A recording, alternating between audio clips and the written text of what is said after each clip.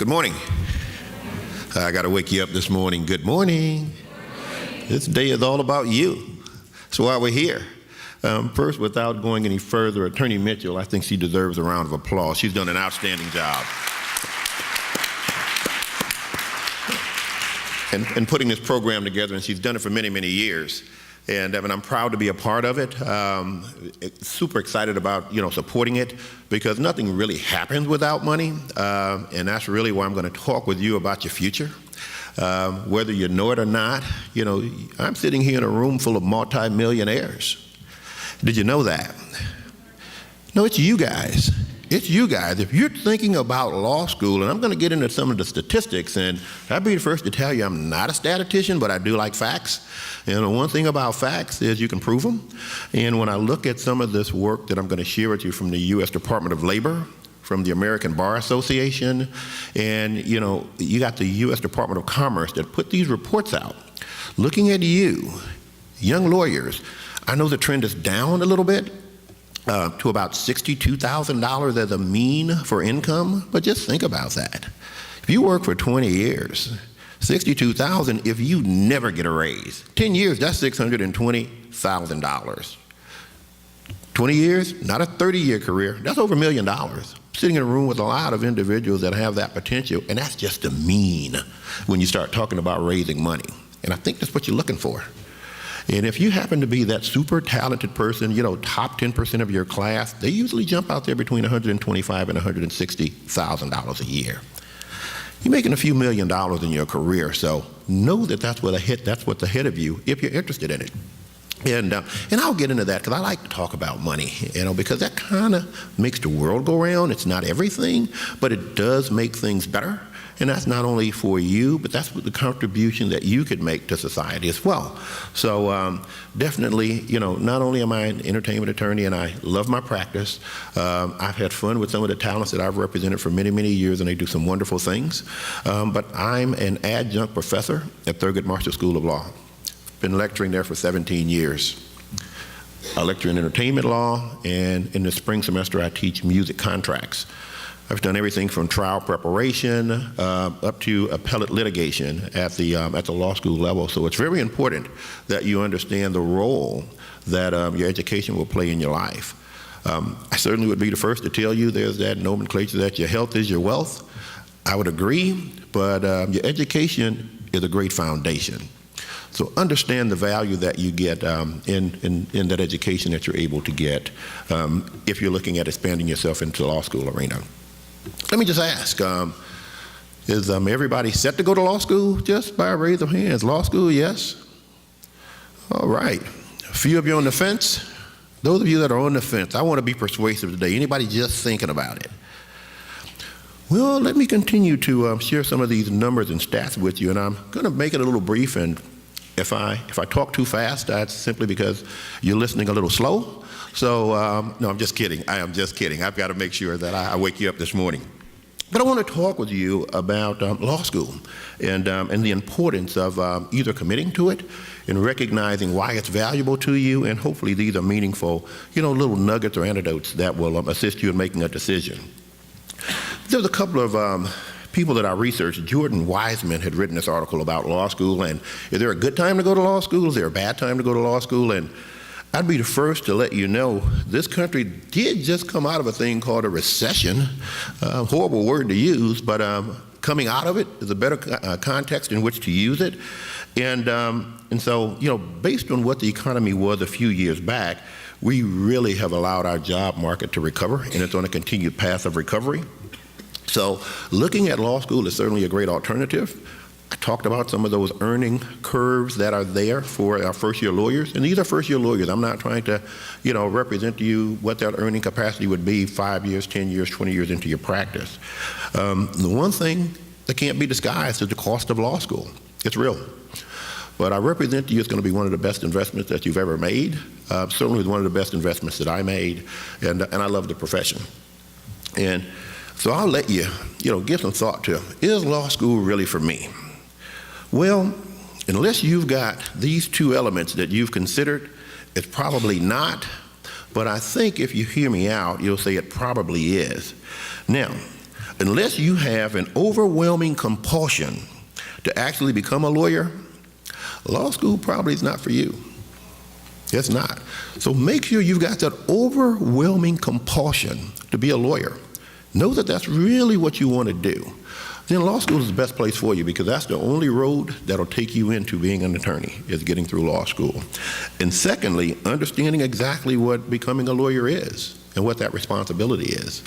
And I think you've taken a great first step in coming here to listen, to find out how this profession is really shaped, some of the benefits that really comes with being a lawyer, and what it really takes as an individual to make sure you spread that around. And I certainly want to, not only walk the walk, talk the talk, but I want to walk the walk. I want to make sure you know that I'm from a very small firm. There's only 4 lawyers in my firm. I'm not some big super, 1,000 firm, a 1,000 employee firm. And I'm able to give back, and I would expect that you guys would do the same as you sort of advance yourselves in this career. And getting a JD is not only, about lawyering. There certainly are some other benefits if you're looking at getting into politics or the financial world, or, in the nonprofit industry. It's certainly a good place to start as well. So know the value of becoming a lawyer and what you can offer, and as far as expanding, your wingspan and helping others. So I think it's important that you know, number one, that it takes that compulsion to be a lawyer, knowing that that's what your mission is, that's who you are, as it is in any other profession, and then actually recognizing what lawyering is. Looking at employment opportunities, I think it's important that you know what your future holds. And I meant it when I said that you have the option to make millions of dollars and make, huge contributions to society in the legal profession. And we often talk about the top tier schools, because you hear about the Harvards and the Yales, and they are great institutions, but you've got some smaller institutions that give you an opportunity to sort of spread your wings as well. I just happen to be the recipient of double birth at an HBCU. I went to a little small college called Prairie View A&M University down in Texas, and I graduated from Thurgood Marshall School of Law. Fine institutions, HBCUs, and yet I'm able to make contributions. When I say that, I don't only mean financially here today. I make deals with NBC, with ABC, with Sony Pictures. All of these Fortune 100 companies, they do business with these smaller guys as well. So make no mistake about where you attend school. It's what you do with it afterwards. So understand that you're making critical decisions right now about your future and who you plan to do business with. We were just looking at last year at law students, and 46,776 new JDs entered the job market. 46,000. That's a lot of JDs entering the job market. But when you look back at 2013, there were only 39,700 students that entered, the first year of law school. So when you're looking at 46,000 entering the job market versus 49,000 entering law school, that's the largest decrease in lawyers getting into law school in the last 30 years. Well, as I said, I'm not a statistician. I'm just giving you some facts. And to share with you what the job market really is for a young lawyer, last year, 32,775 law students found work in their first year. 32,000. When you start looking at that trend with the number of law students that are coming out, we're talking about 39,000 starting, 32,000 finding work. You're talking 85, 90% job success. So I'm not sure what all the other industries have for you, but looking at this legal industry, the job opportunities are there, and that includes judicial clerkships. So I just want you to know what you're signing up for, understand the value and what you're looking forward to working with.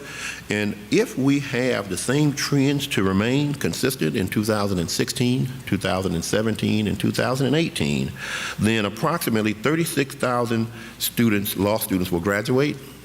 And if you're looking at job security, that's about a 91% rate. So I represent to you the job options are there. It's very important that you understand what you're stepping into. For those of you that are on the fence, that are wondering if getting into the legal industry, if it's oversaturated or if those opportunities are there, you can look at the Bureau of Labor Statistics. Again, facts. Look at the Bureau of Labor Statistics, and you can also go to the American Bar Association. They do a tracking of law students that enter, law school, law students that graduate, law students that find employment within that first year. And I'm not here to say whose statistics are correct, but I am here to represent to you that even if you look at the Bureau of Labor Statistics, you got 19,650 jobs that open up every year for lawyers. And if you look at the American Bar Association stats, which are a little more direct to lawyers, because lawyers are either associated with the American Bar Association, the National Bar Association, one of the national entities, and they keep track of who's employed, they forecast 26,000 to 32,000 jobs opening up for new lawyers every year. And so again, not here to say who's exactly right, but I'm here to represent to you that it's a viable alternative. Please look forward to looking at job options that are there, because you do own your future. And please understand the value of your future. It's really an asset. If I look at just what the future held for me coming out of law school versus what I've got left in my working years, I've passed that 50 number, so I'll say this: there's still a few good years left in this old hunter here in the entertainment industry. But it's one of the most valuable assets you've got. Please park that in your minds. You got to say, I own my future. Do you not? Let me hear you say that. I own my future. And my future is valuable. You can turn it into so much revenue and do so many things with it with these young minds. And I want you to know, mean it. Speak it into existence. Make sure you know that it's there. The one other thing I'll share with you, as I said, that the U.S. Department of Commerce, they create a report every month, and I'm going to shift a little bit into entertainment law because that's my area of practice. But there's a report that comes out monthly, and again, it's our gross national product. We're always in the top 10, entertainment law is. And I'm not sure what states you're from, how far you traveled, but every state's got something good. Florida's got oranges, Washington's got apples, Texas got oil, Idaho's got potatoes. So everybody's got something. But you've got to look at what is the true national product that really pays taxes in the United States. And as I said, entertainment is always in the top 10. We've been as high as number 2. And I don't know, do you know what our number 1 gross national product is in the United States? Just for giggles? Anybody? Want to take a stab at it? It's pharmaceuticals. You didn't know that's what we were known for, huh? They got technology over in Asia. We have pharmaceuticals. The United States of America. But it's always, as I said, we're on the cutting edge when you start looking at some of those big corporations. And it kind of lets me segue into those job options that are available for you. And I say we're always in the top 10 as far as the gross national product entertainment law is. What entertainment is, it's not necessarily the law. Entertainment as a global concept is. Because when I was in law school, everybody looked at the law firms. And you still should. I think law firms are a great place to start your career. But guess what? Let's say you're doing some business with NBC. They've got a legal department. Not just law firms. You can go to a network. ABC has a legal department. Citadel, they've got a legal department. The radio stations, yeah, when you start looking at Cox and some of these other entities, they've got legal departments. And Walmart, they've got a legal department. And the person that does their music and videos is not the same person that clears belt buckles and, lead-based buttons that are on kids' clothes. That's a different legal department. So start realizing these opportunities exist outside of the firms. And if you're not thinking outside of that box, you're going to knock on the same door that a lot of your colleagues are that, are going to get the, we feel that position response. So understand that the global space that you occupy has grown tremendously, and that you've got these opportunities with a TBS or a CNN or a Headline News. They all have legal departments. So for you young lawyers considering coming out into this market, wow, that horizon is so wide if you just know to go and look outside of that traditional law firm or some of these other places that may employ young lawyers. And again, we talked about the salaries, and it's on the rise right now. As I said, I gave you the bad news first, which is good news, that you still make millions of dollars even though there's been a reduction. But there are a number of super lawyers sitting in this audience that will, that'll jump in at that $125,000, that $150,000 mark. Just be at the top of your class. Stay on the front end of your game. Understand that that's your future. I'll talk a little bit about the employment world, as I said, the way it was then when I came out of the law school, as to where it is right now.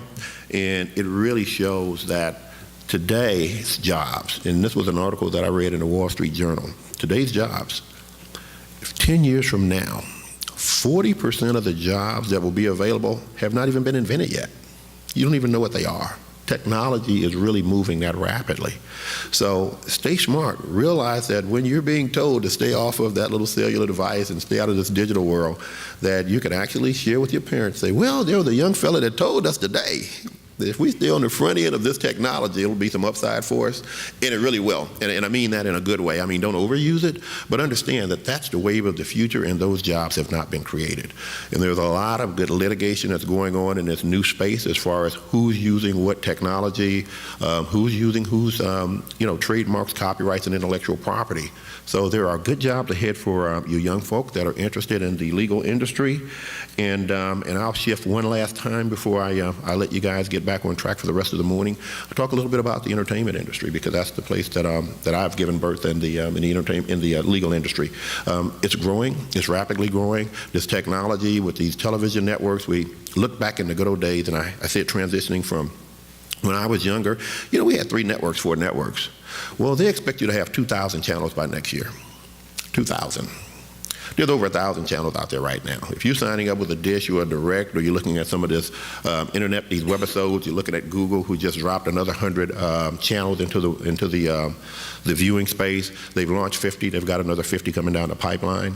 And again, Google's got a very nice legal department. So they're bigger than some of these law firms that you're thinking about working for. So you might want to give that some consideration. Know where to target your energies. So when you start looking at this technology, and Microsoft really fighting to get back into the world of competition, because they were number one. If you remember, Microsoft was number one. A little kid named Google came on and took the first chair. All of you that got these iPhones and these iPads and everything else just through the iWorld and the Mac world, they're starting to build airports. They've got an iPort that they're building over in Sierra Leone, Africa right now. So understand, the internet gives you access to the rest of the world. Take advantage of it, use it to your advantage, think outside the box, realize that you do own your future, that it is an asset, and it's a very valuable asset.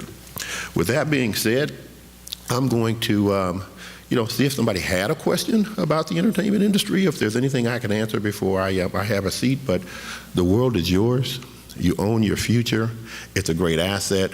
Turn it into the millions of dollars you know that it's worth, and let you be part of that 90% that's employed versus that 10% that potentially won't. So don't look at it as a negative, but no, the world is yours. And when I sit in these types of settings, back before I went to law school, I was told that, and I'm living it today, recognizing some of the other high-profile talents that I work with. It's just a matter of hard work, good work, delivering, and deciding what you want to do with your future. I'll open up for a quick question or two if you have any. Yes, ma'am.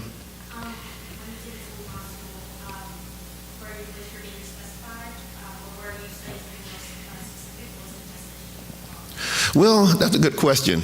In law school, I just wanted to change the world of employment, and did not realize that I was going to end up in the entertainment industry.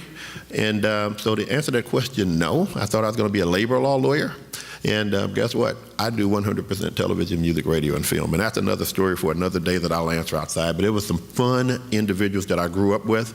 A kid by the name of Sinbad was my first client, and they were doing a show called The Cosby Show in a Different World. And they sort of kidnapped me and made me get into the entertainment industry, and I thank them for it every day. They said, no, this is what you're going to do, and it's been fun ever since. So the answer is no, but again, the entertainment industry is very viable. Any other questions? Well, I will say this. You own your future. Can I hear you say it? I own my future. And it's a valuable asset. I want to hear you use it. Thank you guys for your attention. I really appreciate sharing this time with you. Again, Attorney Mitchell, thank you so much. You're doing a wonderful thing. God bless you all.